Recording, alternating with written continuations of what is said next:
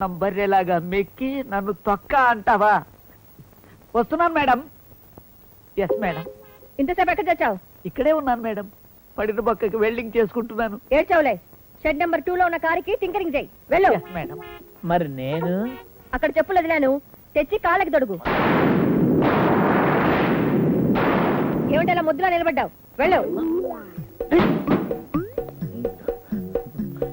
గురువు గారు, మీరు చెప్పులు ముట్టుకోవడానికి వీల్లేదు. చొక్కా మీరు చొక్కా అంటారు, ప్యాంట్ అంటారు, ఏమంటారు అనండి.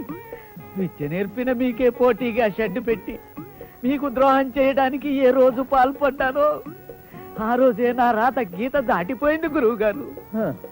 బాధపడకు శిక్ష. గురువు గారు అయిన ద్రోణాచార్యుడు అర్థం బద్దం లేకుండా ఏకలవ్యుడి కాలు బట్టను రేలు అడిగినట్టుగా. కాలిది కాదండి, చేతిది.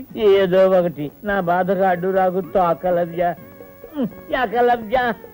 నా పరువుకి చెల్లు పడింది, ఇల్లు కూలిపోయింది, విల్లు ఇరిగిపోయింది, బాణాల పవరు పోయింది. నాయనా బ్యాటరీలు వేసుకుందాం, బాధపడకండి మేస్టారు. ఈ స్టూడెంట్ మీకు చేసిన ద్రోహానికి నిష్కృతి లేదు, తిరస్కృతి లేని సంస్కృతితో కోరుతున్నాను. మీకు ఏ సేవ చేయమంటారో చెప్పండి మేస్టారు, చెప్పండి. ఏమీ లేదు, సింపుల్ శిక్ష. ఆ 2 చెప్పుల్లో చెప్పు నీ చేత్తో తీసుకుని నన్ను పట్టని కొట్టు. 2 చెప్తో నువ్వు కొట్టుకో. ఏమిటో బోర్డు డిస్కషన్? ఎంతసేపు చెప్పులు తీసుకోవటం? త్వరగా తీసుకో. పిల్లో డబ్బయ్యనా, టింగ్ టింగ్ పిల్లో టింగయ్యనా,